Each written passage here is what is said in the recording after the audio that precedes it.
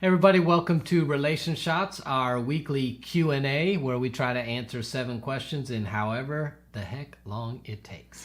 That's why I switched it up. No good. more time limits. So. Good. So can I just start? You can go. Okay. My fiance is a spender and I am a saver. It's fine now, but when we are married, I feel like this might be a big problem. Do you think it's a deal breaker?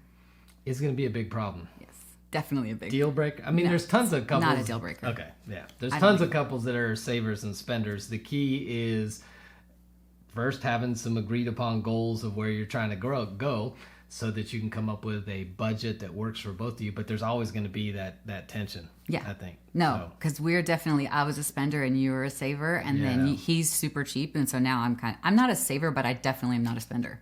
And I'm probably more of a spender than I used You to be. are. I like to buy stuff. I know. But I don't spend a whole lot of money, just little stuff. He shops way more than I do now. You do. Because I leave the house more than He you ruined do. it for me. He made it so that like it's not even fun. So now I just don't do it. So now I don't shop anymore. So, But we save money. If you're the saver, that's a little tip. Ruin it for the other person by making it miserable. Now, at the end of the day, this is one of those differences. It's never going to go away. But you have to come up with a budget that you're both in agreement upon. So I would say if you're not yet married, see if they're willing to come up with a budget and stick to the budget. Now, that'll be a good track record of whether they're going to do it in marriage, probably. No? No, I don't know. We've just never had a budget. Like, really. That's because the spender never wants to talk about the budget. So I just secretly figure out the budget and try to control her within what I'm trying to do. Oh, so we have a budget? Well, sort of. Good. You just don't want to hear about it. That's true. I don't. Okay. Budget. Come up with a budget. Yes. But their nature probably will not change. So don't count on it. But I changed. But you can't count on that in marriage. You can't be That's like, oh, I don't think I can make it if they stay this way. But if I can change them, we can totally make it. Right. That's a recipe for disaster. That's true. Don't do it. Okay. My in-laws always try to break my spouse and I up. What can I do to change that, or at least make it not so emotionally taxing every time my spouse interacts with them? That's a hard one.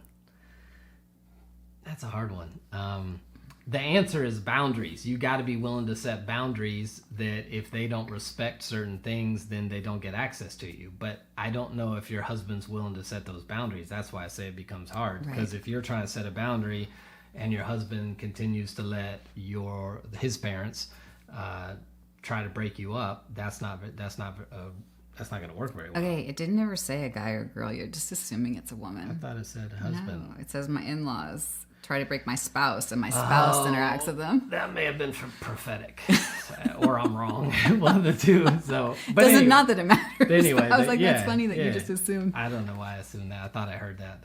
I hear lots of stuff that doesn't really exist. Kind of like the conversations you have with me in your head that you thought we had out loud, but we didn't. Yeah. Those ones. Anyway, back to the question is, you set up some boundaries because this is your primary relationship now. So the in-laws should not have full influence into your marriage. If the spouse, I almost said husband, I stopped. If the spouse is not willing to set those boundaries, that's going to be real tough for you. You're going to have to set your own boundaries of maybe it's you don't want to be around them because they don't respect the relationship. But I would sit down with your spouse and try to come up with, hey, this is not healthy for us. Maybe you need a third party to help you with that. But you got to set boundaries so they can't negatively impact your relationship all the time. That's part of a marriage. That's true, yeah. My ex and I dated over 10 years ago when we were in college. We recently reconnected through social media. Should I give it another chance, or are chances high that if we didn't work the first time, he's probably an ex for a reason? Yes, please. Thank you for actually They answered their own having question. some wisdom at the end. I've seen this a million times. It doesn't go well. People who are dating broke up for specific reasons. The relationship was not healthy or whatever. And then they take a little time apart, come back together. Now it's not always 10 years. Usually I see like 1.5, 2, 3. Because 10 years you're going to be different people. Yeah, for sure. But I don't know why you broke up the first time. So if you broke up the first time because of either differing values or character issues, unless you see a track record they've changed, then you're going to be in the same mess you were before. And I've seen that. They're like, well, we broke up, we took a year and a half, and then we got back together, and we're like, we should get married. And I'm like, why? Did either of you fix the reasons that it didn't work the first time? Right. So I want to know, what are the reasons it didn't work the first time? And then can you talk with them about Has any of these areas changed? If their character issues, have they worked on it? Has it changed? If their value issues, do you now have similar values? But don't assume that time miraculously made the relationship good. That's good. I think that's good. I think this one might be different because it is 10 years. That's a long time. Like, they probably are really different people. So possibly, but if it's a character issue, like they were dishonest or unfaithful stuff, like that might be who they are. For sure. Okay. For sure. Okay. Is it okay for a Christian to marry a non-Christian? Is it okay, and is it wise? Right? Obviously, you can make whatever choice you want. I would say it's probably not wise. But this is the whole idea of, am I equally yoked? And so I think even Christians who both profess faith can be unequally yoked if they practice their faith differently. Right. So if I say I'm a Christian, but I don't want to go to church, I don't want to tithe, I don't want to do any of that, and you're a Christian, you want all of that, we're not really equally yoked, correct, even though we're both Christians. Right. So, but I think the problem is that if your faith is the foundation of your values, the choices you make, your morality, all those kind of things, you're marrying somebody that doesn't have the same base foundation for a lot of what guides your life, you're going to run into a lot of problems in not just one area, but multiple areas. So I don't think it's wise. That'd be my answer. Okay. Is there a way to online date the right way, where people don't just want to hook up? I actually want a genuine connection. How do I let them know from the beginning that that's what I am looking for, even when my bio already says that? Even when my bio, because the bio's honest all the time, right? Well, yes, I think there are some ways to date healthy. Is that what they said? To date online? Where people don't just want to hook up. Well, I think you're going to find a bunch of people on there who just want to hook up. So I think being clear about what you're looking for. So, when they're like, hey, our first date, I want to cook you dinner at my house. No. Hey, on our first date, why don't we go away for the... No. How about our first date, we meet at like a restaurant where we drive separate? No, you don't pick me up. And no, I'm not picking you up because you have no car. Or maybe coffee. So, but I think just being clear with them, saying, hey, what I'm looking to do, this is the whole idea of intentional friendship. I'm looking to build intentional friendships with multiple people. If at some point I decide one of those is worth pursuing a dating relationship with, I'll cut off all the other ones. But I think what you're doing is trying to develop friendships, and I think that's healthy. You just got to be clear on that on the front end, this is what I'm doing. So it's in your bio. And in the first conversations you have with them, you remind them again, is this okay with you? I'm doing what I'm doing with you with other people. I'm not hooking up with them. I'm not sleeping with them. I'm not dating a bunch of people. I'm building friendships. Because the problem is we used to do that everywhere else, right? In college or at the workplace or all that kind of stuff. Now, the first interaction is on a dating website. So it's like, okay, we're dating. No, we're just meet. I think that's where it gets messy. So be clear. You're building friendships, and at some point, if they want to date and you want to date, you will obviously not continue all the other friendships because that wouldn't be wise. You'd be a good, and I think you'd be a good dater. A good dater? Yeah. Well, hopefully we don't have to get there again. So I would never have thought of those things. Yeah. Well, I also did a video. We'll put the card above here, but I did a video on 7 rules for online dating. Maybe that'll help too. Is that a compliment when your wife says you'd be a good dater? It is a compliment. I was like, I wouldn't have thought to say those things. I mean, I obviously wasn't a healthy dater, so I mean, you know what I mean? Well, I mean, you made a pretty healthy choice. In the long run, I did, but like... This guy. Yeah. Yeah, okay. But it wasn't like, whatever. Okay. That's another issue. Okay. It's a different show. Yeah. I am not a virgin, but now I don't want to have sex until marriage. This has been really difficult in dating. What advice do you have? Stick to your guns. Good for you. Be celibate. If somebody... This is the thing for me that...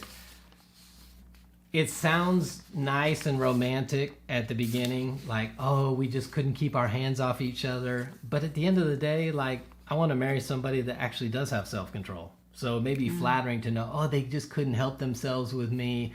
Well, that's great for me, but what happens when they're on the road with a business trip and I'm married to the person who couldn't keep their hands off me? Does that you don't have self-control, right? So if we don't have self-control here, where else do you not have self-control? So I think that's healthy. I think I've probably done videos on this before, but having sex, yeah, I did. 5 reasons not to have sex before marriage. Yeah, I knew I did. Is there anything you haven't done a video? I don't know, maybe. But yeah, it clouds the relationship. It confuses. There's so many reasons not to have sex. So I think you're wise. Just stick to your guns. You'll find somebody who is willing to honor that and respect that, and that'll be someone you can build a life with. I agree. This is the last one. Oh, I saved the that's best good. one for last. Oh no. Really. How do I know if my spouse is still attracted to me? Ask them. Are you attracted to me? I mean, no, I'm just kidding. Jeez. I'm just kidding. No, but you know And that's what? not the answer No. you want when you ask. I totally delayed... am. I totally am. No, it was funny because when you were gone, like one of our daughters called and she asked me, because she was with friends, do you think that Dad is like the hottest man in the world? And I was like, no. No.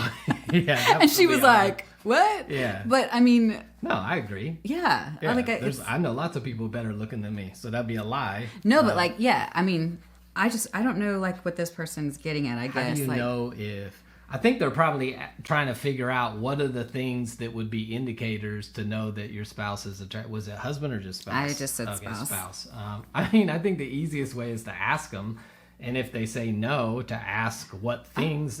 I know you're the rejection. You don't want to hear Yeah. that, but wouldn't you want to know, like, if I No, wasn't, if I ask, if I don't wasn't, know. and there was some practical things you could do, like if you were like, I'm like, and you go, well, then what could I do? So it's hard to have this conversation with somebody who rejection's their big issue. Because my that issue. would be devastating. To go, well, you know what you could do? Maybe do your hair once in a while, some makeup, lose 10 pounds. This is not for you. I'm just Oh my saying, gosh, 'cause it sounds just this like is it's not exactly you. for me. Your hair's done. You look beautiful. I know I did it just for you. And have I ever mentioned your weight in No. 26 years That's of marriage? a big no. Don't ever mention I never weight. have, because that's not a big concern for But me. then I'm always like, does he think that? And he's just not mentioning it because he knows that like it's my like I would die. You'll never know. I know I won't. You'll never know. Whatever. I guess I would ask. I mean, yeah, I would ask the question. I want to know if there's some things you just can't do. Like, I can't make my hair come back. If you're like you're losing your hair, that's not attractive. I'm like, sorry.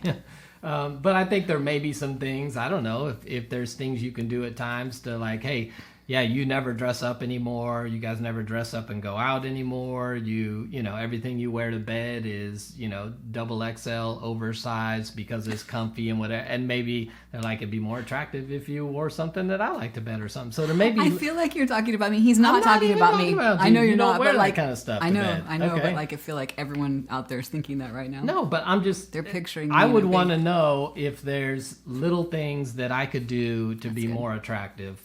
So is it, your attitude? Is it maybe you never dress up, and especially during COVID, it's Right. like, well, you've not been out of sweats in a year and a half. So, yeah. That he is talking about me. No, it's me too. It's every meeting. It's shorts or sweats and whatever shirt Yeah, you feel I like have putting pajama on, bottoms because on it right doesn't. now. Yeah, see, that's perfect. But nobody knows Nope. because you look great. So ask them. Yes. Yeah, I would ask, hey, are there some things are you still attracted to me? And if not, what are some things I could do? And hopefully, if your spouse is not mean, you could get some decent feedback to work on it. Yeah.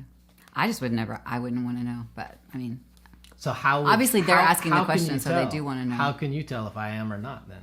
I just know that you are. Oh, how do you know? Because I'm awesome. I'm totally not awesome. How do you Okay, know? maybe I know. But would you no, know if I acted different or if I did different things? Would you know? if you're attracted to me? Yeah.